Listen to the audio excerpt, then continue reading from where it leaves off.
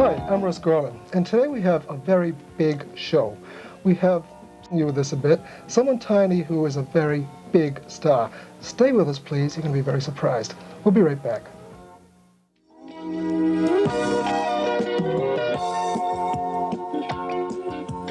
And we're back, and I'm very proud to introduce my guest, Tiny Tim, a longtime favorite. Welcome. I'm so happy to have you here. Well, thanks, Mr. Gorman. It's a pleasure being on your show. And for Mr. Gil Morris and his wonderful productions appearing tonight with Miss Robin Lynn, up-and-coming star, at the wonderful Hi-Hat Club, and tomorrow at the Woonsocket Centennial. To celebrate Woonsocket Centennial. What a kick to have you here for this. It's just great. Well, thanks. It's a pleasure being here. And I think it's the first time back in Rhode Island, must have been since 1981 or 1980, when I did the Roy Radin vaudeville review shows when he was alive at the time. May he rest in peace. Well, you don't come back often enough. Oh, thanks. You'll have to come back and see us much more frequently than this. Thanks, Mr. Gorman. It's a beautiful, beautiful area. It is, isn't it? We're kind of proud of it. I'd like to go right back to the very beginning. Now, you're from New York. You're a New York boy. Right. You brought up in Manhattan? Good old Manhattan Isle. Uh-huh. Now, you went through quite a process before you hit the, hit. What was it like auditioning, doing small clubs? These are good questions. That's a great question, especially to listeners who are listening. Mm-hmm. It was really rough. I'm going back now to the late 40s. I was singing even in the 40s, I was I didn't know that. Oh, very young at the time, way back to the early 40s up there in the Catskills.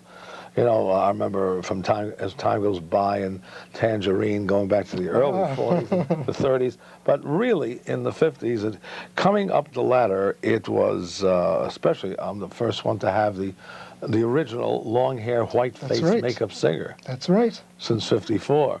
And I can tell you, I think on Christ for his blessings, it was really tough because they had a siren come on many times.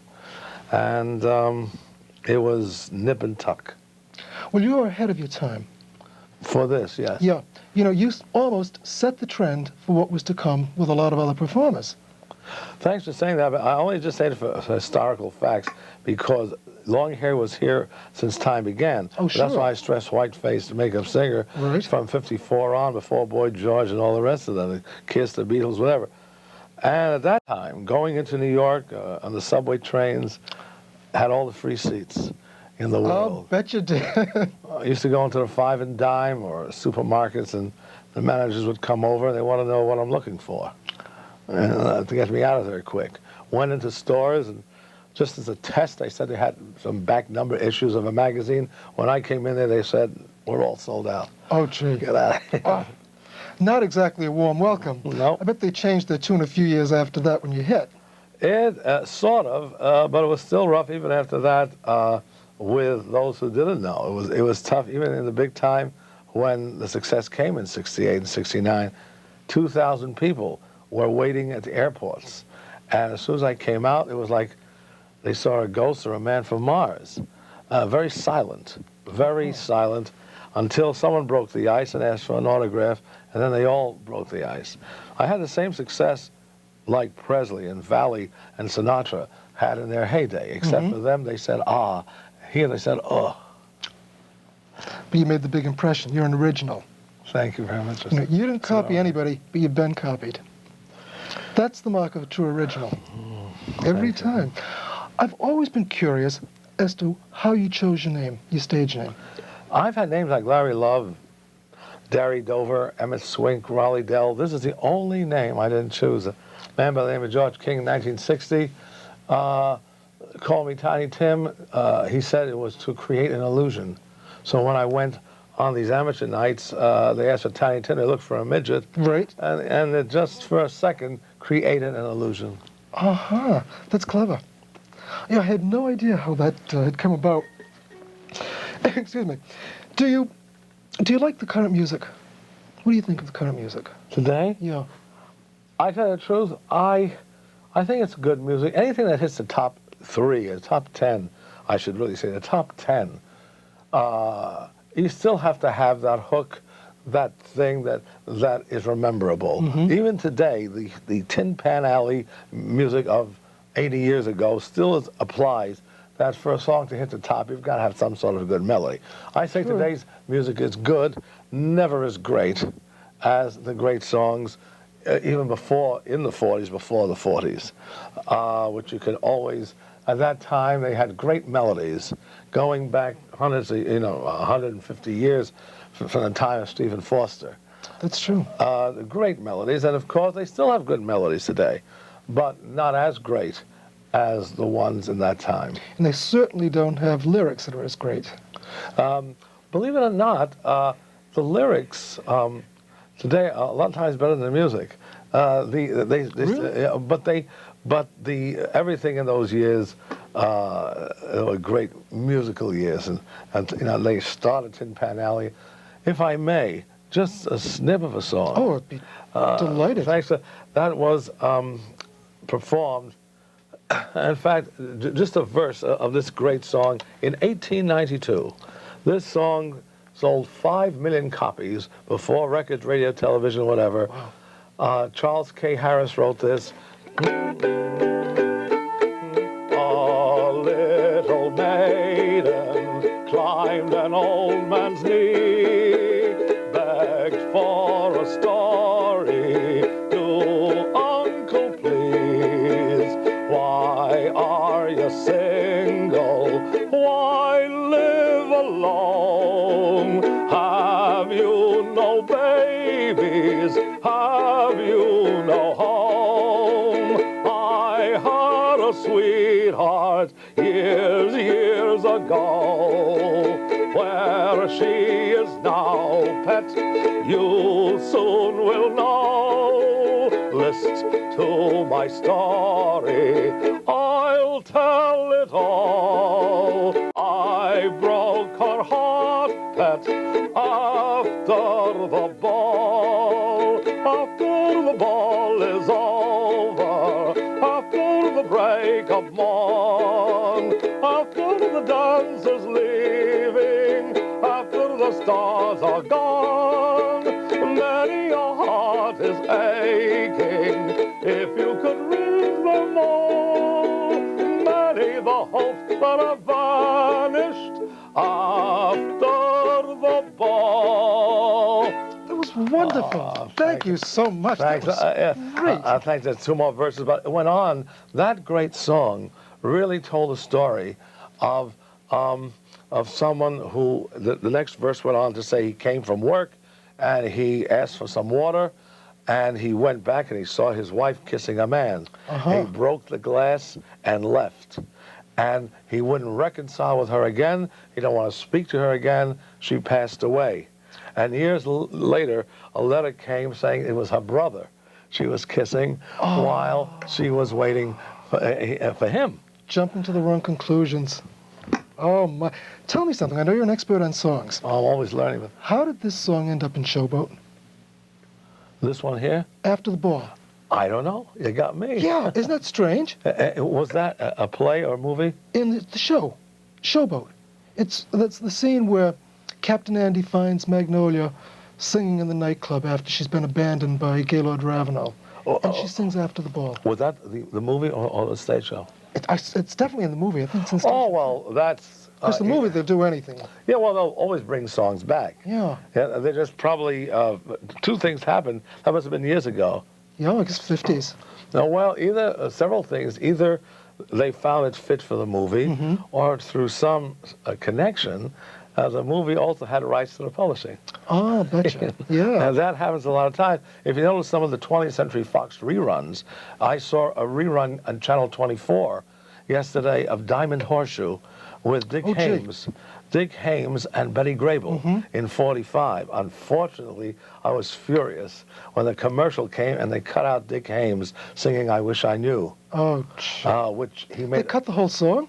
Half of the song. Oh, that's terrible. That was terrible. That's terrible. That certainly was terrible because that song was a #1 hit by Mr. Haymes on the Decca record label in 1945 of July with The More I See You, which he made famous also from that same movie. And ironically, it was about, I may be wrong, but we were talking with Barbara Walters about her father's nightclub, the Diamond Horseshoe. Diamond Horseshoe. Huh. And I was just furious they cut off that song.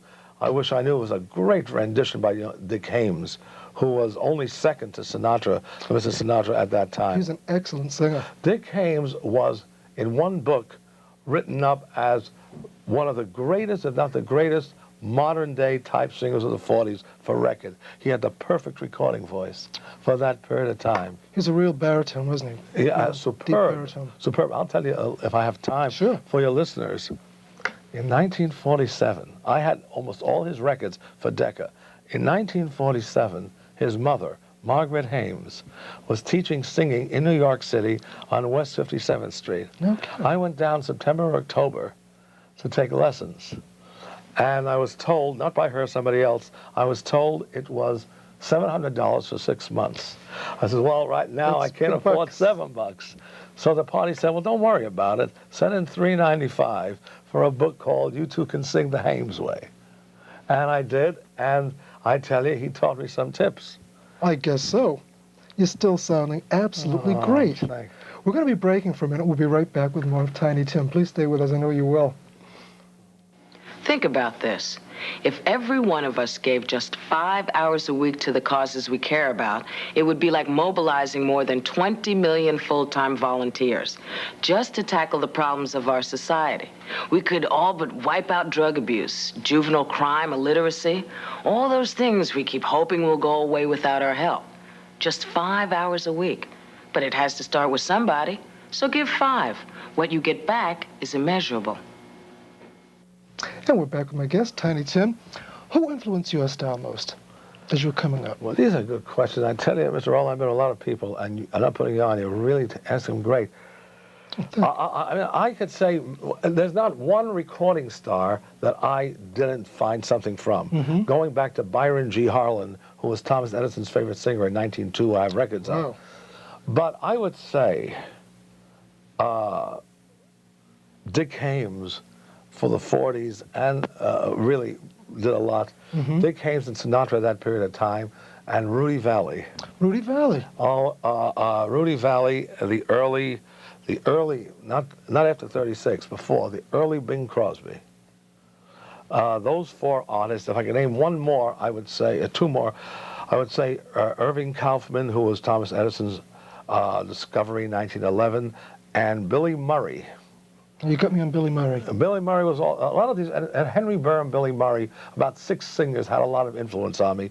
Henry Burr and Billy Murray were top singers for the Columbia Victor Company from 1907 to 1919. Interesting period.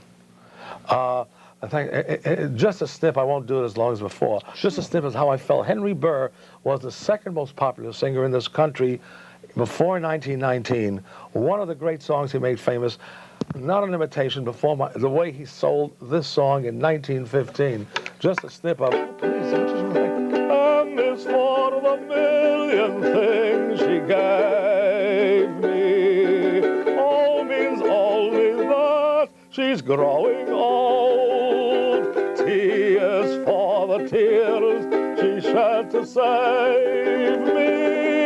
H is for the heart of purest gold. E is for the eyes with love light shining. R means right, and right she'll always be. Put them all together, they spell mother. A word that means the world to me. Wonderful. You just reminded me of something. My mother was a great fan of yours, too. She always watched you on the Carson show. We watched your wedding together, of course. Tell me, was it a fantastic thrill when you first appeared on the Carson show, the very first time? Every time. Every the time. First time, I tell you, it was a real superb thrill. You have to remember, I was standing there as a fan looking for autographs at 30 Rockefeller Plaza, going back to the 40s. Sure. In fact, Bill Cullen, you're among the first to hear this. You know, Bill Cullen, for years he was a talk show host. Bill Cullen. In 1950, he said hello to me waiting for tickets at NBC. At that time, I was waiting to see the Win Elliott show with the Betty Crocker in the morning. I used to go to a lot of these radio shows. So when I hear I was on the stage of March on the Carson show, it was an unbelievable nerves. Oh, I can't And imagine. according to Craig Tennis, who used to be one of his top talent coordinators in one of his books, which I read later on, he said no one wanted to put me on. Even members of the band and the crew were hostile, even when I went on to rehearse. And Craig Tennis was the only one who said, put him on, there's something there. Good for him. Thanks for wherever he is now, I thank him. But the point is, when I sang my Tiptoe Through the Tulips in another song, it was a different story, and the interview went superb. Thank God Christ for his blessings. Anyway, what happened was when I finished the show, I was still so excited that instead of going out the exit, I backed into the curtains. Oh. And the whole curtains wrapped around me. Oh, what a moment. Yeah, well, even Carson went crazy. I mean, it was like, the audience went crazy. It was like the spirits of the theater embracing me and saying, you know, and I got an unbelievable moment. You couldn't have planned a better exit, I'm sure. Do you ever hear from Johnny Carson? No, I haven't heard from him since '79. That was the last time I was on the show. Mm-hmm. After the fall, which was 1970, after '69, the wedding, they did have me on twice, '74 and '79, but at that time they said he's yesterday's headlines, which is up to par in this world, you know. But it doesn't say much for loyalty, does it? Well, I didn't expect it. You know, you have to understand human nature. The world loves the winner. And when it's not there, you try to make it again on your own, or you're grateful for what you had. But I have never, and I praise the Lord, I've never expected any friendships in Hollywood coming up or coming down. You have to look at human nature. That was very wise of you. Well, it's not that. Praise God, you know, there was an ad in Variety in 1917, which I found in the New York Public Library, the 12 Commandments of Show Business. I can only tell you one or two, but it said, to all talents, never blame your agent, only look at yourself. If you have nothing to offer, don't blame him. You know, so it's the same in the major leagues. When you're on top, if you fall back to the minors, let's say, you have to try to get up there again. True. But, you know, you also provided Johnny Carson with some pretty good ratings, because your wedding was probably the most watched item on television, other than royalty, as far as weddings go. And reruns of MASH, thank you, Mr. Rowland, that's right. I'm sorry, Mr. Gorman, that's right. And basically, it still is. That's right. It's been written up in 2 encyclopedias, the Comptons and the World Book. And it still has the record, and seen in satellite in Australia. Yeah, that was a big event. So you did Carson as much good as he did you. It's a 50-50 deal. You wash his hand, he's washing yours. You have, I was going to say a little girl. She's not a little girl anymore. She must be a very big girl. Her name is Miss Tulip. Mr. Gorman, thanks. And I tell you, this is the situation where, you know, I have my problems too here. We all do. Thanks. First of all, I know Miss Vicky left me in '74, and she took the kid with her. So, with the exception of a few times, I've never really seen her. That's too And bad. when I do see her, it's very tight because I cannot communicate with her, and I cannot force myself. So if she doesn't, if no one breaks the ice, it's a tough situation. Right now, I haven't seen her since '86, I think this was. All I know is that she already has a daughter, and she is 17. From what I last heard, she's living with some foster parents in, I think, Willingboro, New Jersey. Well, I think you've given me exclusive. You're a grandfather. Illegitimately, but still. Nonetheless. Well, congratulations at any rate. Oh, thanks. Now, I also understand that you have been a very big advocate of Norman Vincent Peale. Now you're hitting on real good subjects. In fact, if I, later if I forget, you can even bring up something about the smoking decision yesterday, which, Okay. But let's go back to, I used to listen to him religiously, by the radio, of course, in the days, every Sunday he came on WOR in New York, when they were in New York. And I used to listen to all the sermons, not only his, I listened to, Archbishop Phil J. Sheen, I remember him, and listened to many other preachers, from Jack Warson to whatever, and watched TV from Dr. Schuller to who knows what. And Mr. Swaggart, I watched him. He even said... Not in the same league as Dr. Peel. Not from the standpoint of the positive thinking thing, but when he talked, every preacher has his own talents. That's true. And I remember a sermon, he would say, we don't need any of these effeminate Tiny Tim tiptoe to the tulips preaching. Many times he said that. And of course, I thought he was bearing a false witness. Absolutely. But the fact is, I wanted to take a lawyer on that, but I said, why give it publicity? But everyone has their excitements. We all, have our opinions and judge. But the unfortunate thing with the unfortunate tragedy now in the whole television ministry, what is, coming up. Oh, yeah. I can tell you honestly that there is no one in this world who is not free from the from temptation of especially beautiful women. And there never has been.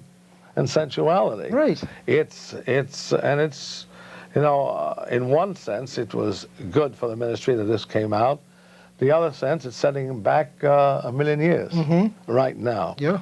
I can tell you a story about Dr. Peel, which was in my book, which never came out due to a lawsuit in '76. I once called up under another name, and I called up Pauling, New York. And I asked them, I got a book called The Power of Positive Thinking.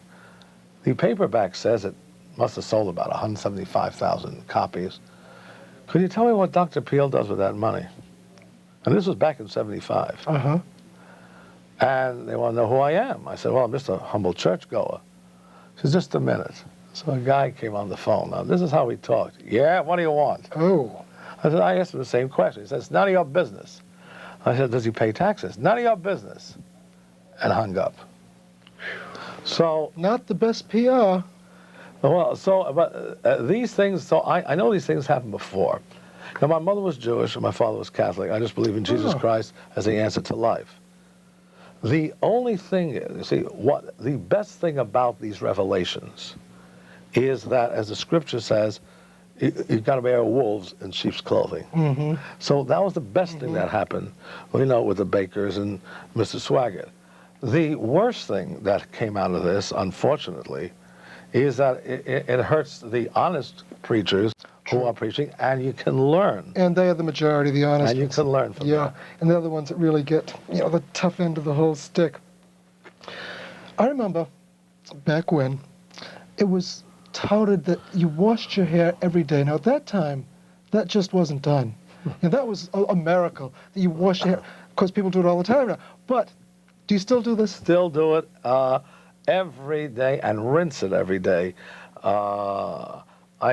If I may, I can tell you right now, I want nothing from these people. I can, in front of all your witnesses, I don't want no residuals or jobs or anything, not even a free bottle. But right now, I have always used Johnson's Baby Shampoo and Johnson's Baby Cream Rinse. Oh, that's good. In the yellow, they make two, one in the yellow, one in the red. Only in the yellow. The reason I do that is Johnson's Baby Shampoo, I want nothing from them at all, is, if I found something better, I'll let you know. Okay. But the reason I use that is because it is the only shampoo that I know, and when you wash it every day with the conditioner, that does not rub off the hair color so fast. Good to know. Good to know. Quick question. Sure. You mentioned a book. I'm surprised you haven't had a book out. Well, there was an unauthorized biography written in '76. Yeah, but how about your own? I tell you, I have not yet thought of what to do with that. There was a gentleman around the area here who proposed something to me yesterday, and I said I'd have to consult my managers about that. You should do it this year. I think so. Yep. Do it this year. Well, I tell you, Mr. Gorman, it may come closer than you think, because I would not want to write a book about myself right now. I don't think it's that important, but I would like to write a book, maybe not more than 100 pages, doesn't have to be that long, called Why Marriages Fail. That might take more than 100 pages. Why do you think they fail? What's the primary reason? Well, I've looked at myself, first of all. and my 2 wives, 3 if you want to count the unlegal marriage. And they were all pretty women. They were all at least 20 years younger than me. And I believe there are 3 things that kill all marriages. And all 3 things you can't touch. You can touch this table, the chair. The 3 things that break up marriages are tiredness, boredom, and losing that loving feeling, as the song says. And those 3 things happen in every relationship. Over time. We all get tired of our spouses. We all get tired of our mates, lose that loving feeling, and get bored with them. That's why there's so many divorces. Most of the time, the feeling is gone, and I just can't get it back. And there is not one religious institution, there is not one writer, there is not one marriage counselor who can tell you how to get back the feeling you had when you met. Not if it's gone. Not if it's gone. But the question is, what do you do when the person becomes a statue? It could be Vanna White, it could be Marilyn Monroe. When you get tired of them, the most beautiful woman can be as cold as a wall. That's true. There's just no feeling. My current marriage, which is breaking up already, has this problem. I'm tired of her, and she's tired of me. And how long have you been married now? Well, I've been married since 84 of June, and already we parted last week. She took everything out. You know, she's elsewhere. Well, the thing is, I'm glad for her, because she's young and she can find somebody who can take care of her. But what I'm not happy is the fact of the tiredness syndrome. And I think if I were ever to get married again, I would have it included in the vow, for better or worse, you know, sickness and health. And also, when we get tired of each other, either we recognize it and pray about it for help to stay together, or we don't complain and get out. And get out. That's not a bad cause. Sure, a woman gets old, and a man wants another girl because she's attracted to him. He has a feeling for her. Or vice versa. By nature, we don't eat the same foods every day. We change our clothes, whatever. When we get married to someone, both people are told you must be together till death do us part, but they're not told how you can bring back a feeling that brought you together. That's nigh unto impossible. And speaking of getting tired, I would never get tired of sitting talking to you. You're a fine gentleman. You're a great host. Great entertainer. Mr. Gorman, you're a great host. Promise me that when you come back in this area, which I hope is soon, you'll come back and see us again. I love it. Thank you so much, Tiny Tim. It's a delight to have you here. I'm just thrilled to have met you. Thanks again. Thank you. I'm Russ Gorman. Wish on a star.